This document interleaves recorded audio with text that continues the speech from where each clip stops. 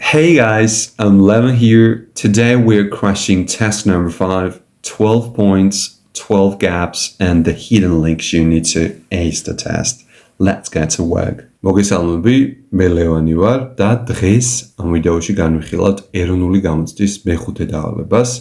აღნიშნული სავარჯიშო როგორც იცით მოითხოვს არა მხოლოდ ლექსიკურ მარაგს, არამედ ინგლისური ენის გრამატიკული სტრუქტურების სიღრმისეულ ცოდნას და ამ დავალების შესრულებისას არსებობს გარკვეული red flags, რომლებსაც ვიდეოს ბოლოს აუცილებლად განვიხილავ.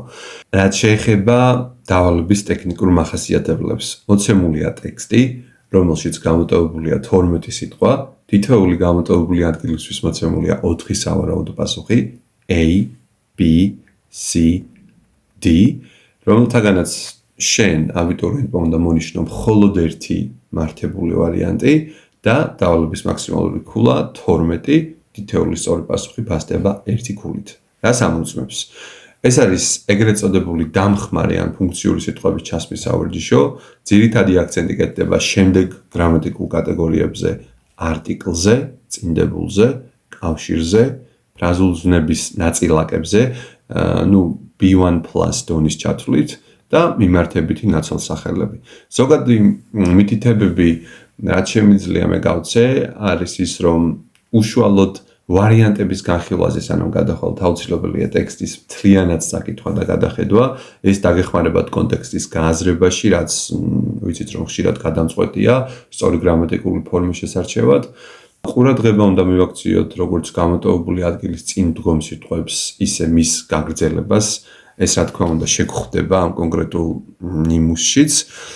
რადგან ხშირად ვიცით რომ ინგლისურ ენაში ბევრი სიტყვა ქმნის მყარ სინტაქსურ წყვილებს და პირობითად, როდესაც არის, მოდი ავიღოთ arrive, ხო?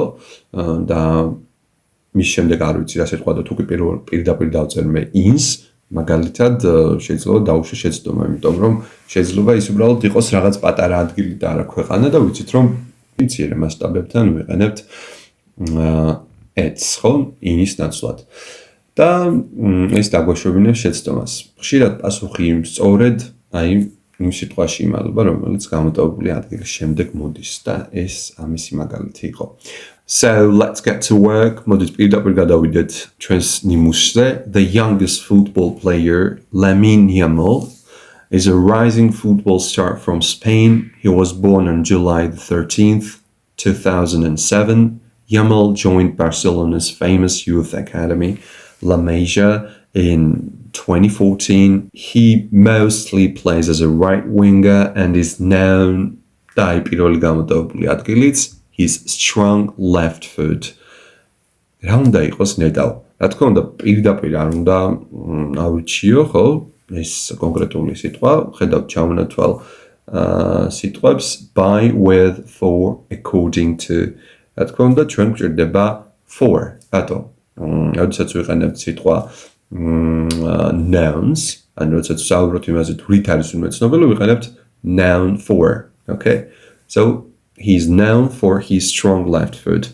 Yamal's ability to cut inside from the right makes him particularly effective.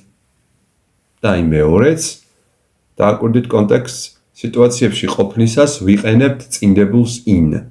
ეფექტურია შეტევის სიტუაციებში. So effective in attacking situations. In his youth career, he also played on the left wing, a center forward.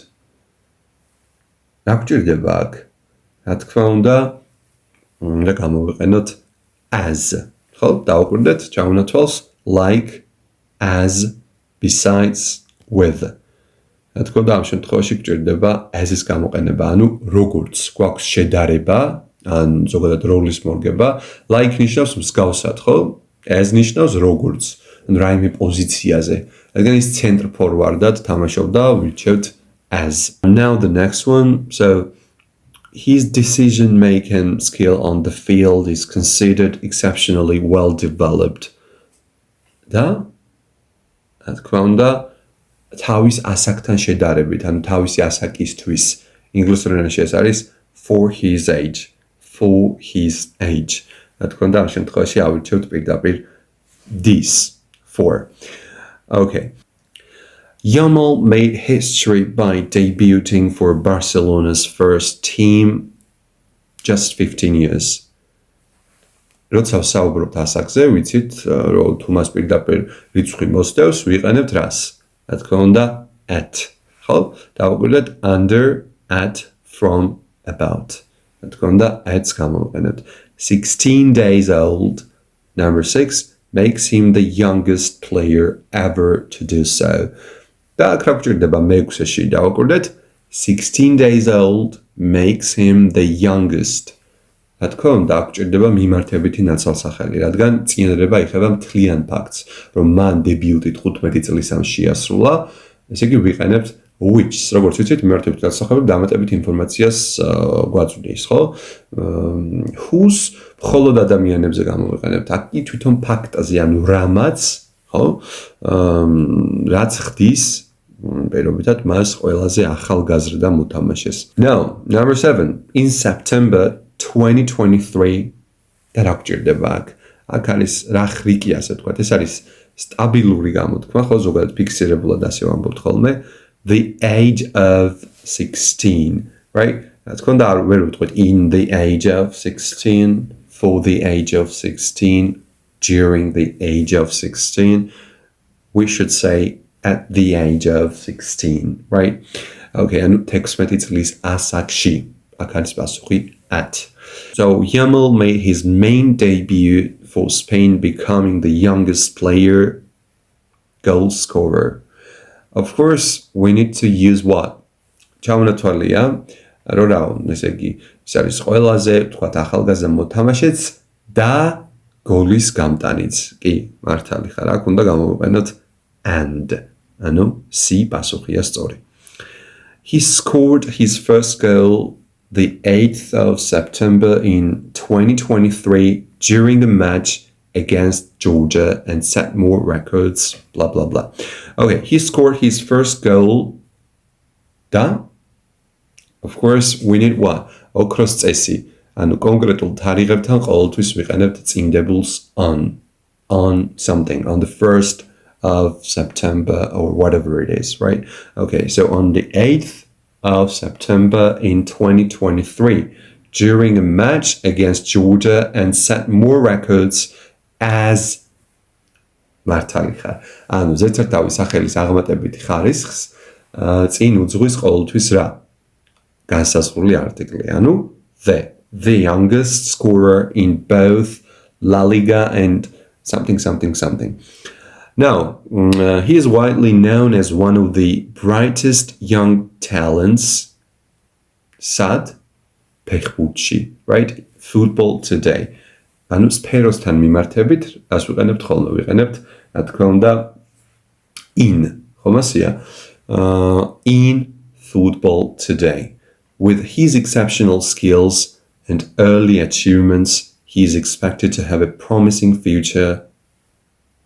რა თქმა უნდა, რა გვჭირდება? უყურე, ეს ცოტა tricky-ია. რატომ? Both the club and international levels. ხო, აი ზუსტად ამიტომ გითხარით, რომ პირველივე, ასე ვთქვათ, ვერსია არ უნდა დავწეროთ.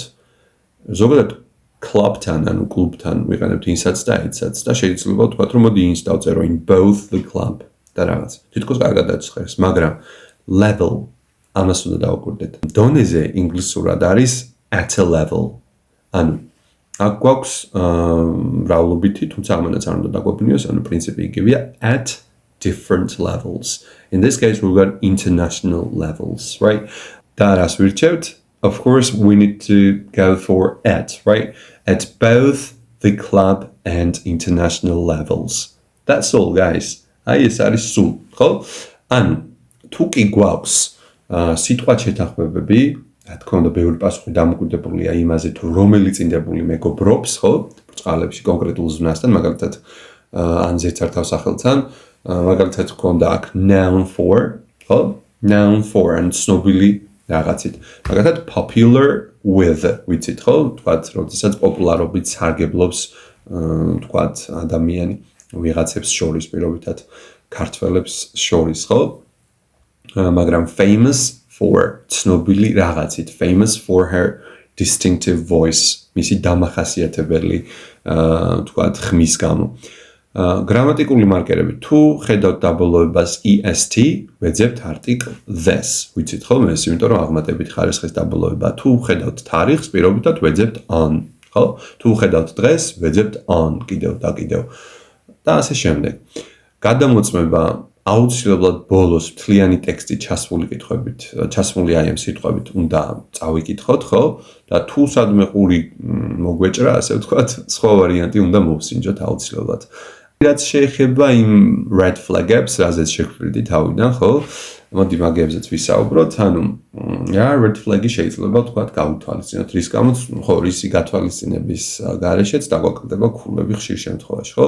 არის ვთქვათ ყველაზე გავრცელებული შეცდომა, ანუ მხოლოდ გამოტოვებულ ვთქვათ ადგილამდე სიტყვის წაკითხვა. ხო, ხა ვთქვათ აქ რომ წამიკითხა პირობითად რომელიმე შემთხვევაში მაგალითად გქონდა ასეთი რაღაც ისევ და ისევ ბოლო რომ ავიღოთ, ხო? Have a promising future. პირობითად რო არ წავიკითხო ბოლომდე, levels რომ არ დავინახო და in ჩავსვა, რა თქმა უნდა პირდაპირ გამინულდება ეს, ხო? ან როგორც თავში გითხარით, უწერია he arrived და მხოლოდ ამით რა თქმა უნდა ვერ მივხვდებით და თუ დავწერ პირდაპირ ვთქვათ ins ან ats, ეს იქნება შეცდომა, ხო? გააჩნია ან რა მოდის შემდეგ at the station, პატარა ადგილას, პატარა მასშტაბის არის და თუ არის ვთქვათ დიდი მასშტაბის, მაგალითად როგორიცაა London, ამ შემთხვევაში ვიტყოდი in London და თუ at London დავწერე, რა თქმა უნდა, ნულს მივიღებ.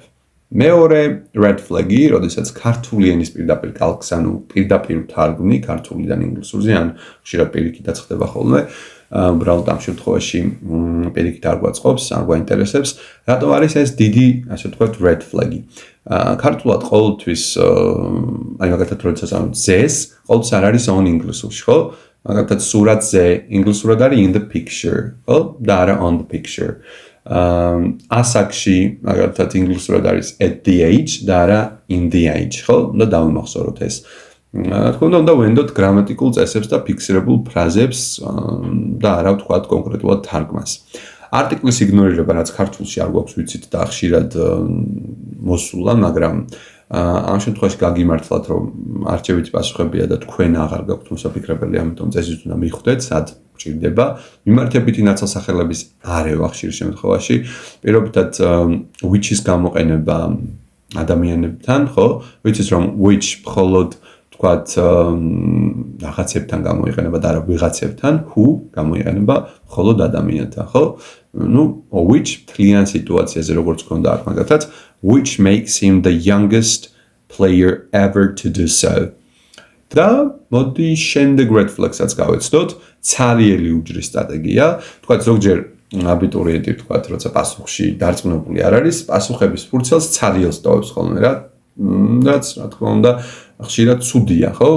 ზოგჯერ ვთქვათ გონია რომ მოუბრუნდებიო და ბოლოს შეიძლება დაავიწყდეს კიდევაც. ეხლა ან ერთი იყოს, ან მეორე არ აქვს მნიშვნელობა, რატომ არის ეს red flag-ი, იმიტომ რომ ეროვნულ გამოცემებზე არასწორი პასუხისთვის ქულა არ გაკლდება და ცარიელი უჯრა არის 0% შანსი, ხო? შესაბამისად, ნებისმიერი მონიშნული ვარიანტი მინიმუმ 25%-იანი შანსი ხომ არის. ასე რომ შეგვიძლია ამის გამოყენება. ასევე, სხვა შორის ამ შემთხვევაში ვეუბნები ხოლმე გამოიყენეთ გამორიცხვის მეთოდი. 2 ყოველთვის უაზროა, 2 ვერსია 4-დან. და იმ ორ შორის მერე დარჩენილი ორის შორის, ვთქვათ, არჩევანის გაკეთება ძალიან მარტივია, ხო? და შესაბამისად დაგეხმარებათ კიდევაც ამ მხრივ. ეს იყო სულ, იმედია კითხვები არ გაქვთ, მაგრამ მე გაგცემთ აუცილებლად პასუხს. თუ კი რაიმე კითხვა გექნებათ, შეგიძლიათ პირდაპირ დაწეროთ კომენტარებში. რაც შეეხება ჩემს კურსს, აი ზუსტად 15 მარტის შემდეგ, საგაზაფხულო არდადეგების შემდეგ ვიწყებთ ახალ კურსს. იქნება ორი ტიპის ჯგუფი, თქვათ ისინი, ვინც მაღალ დონეზე არიან და ისინი, ვინც საშუალო დონეზე არიან. აუცილებლად დამოკავშირდით, გაიარეთ ტესტირება და ჩაეწერე. რაც შეეხება კრებულს, ყველაზე გამორჩეულ კრებულს, ეს არის exam booster, რომელიც ალბათ იცი კიდევაც და შენი რეპეტიტორი ან თუ დამოუკიდებლად სწავლობ, შეიძლება გინახავს და უკვე შეიძინე, თუ არ შეგიძენია აქამდე, აუცილებლად გირჩევ რომ შეიძინო, რადგან თავისი სტრუქტურით, თავისი, ასე ვთქვათ, თავებით გამორჩეულია, აქამდე მსგავსი კრებული არ შექმნილა. თამამად შემიძლია ამის თქვა როგორც ავტორს და ამაზე შეგიძლია დატოვო კომენტარი, მოგაწვდი დამატებით ინფორმაციას. ეს იყო ჩვენი ვიდეო, თუ კი ვთქვათ, რაიმე კითხვა გაქვს კიდევ ერთხელ ვიტყვი რომ დაწერე კომენტარებში, დაუცილებლად გიპასუხებ და ასევე ძალიან მადლობელი დაგრჩებით, თუ კი მეტყვით რომელი დაბლობის განხილვას ისურვებდი შემდეგ აბიტურში. ნახვამდის. წარმატებას გისურვებთ.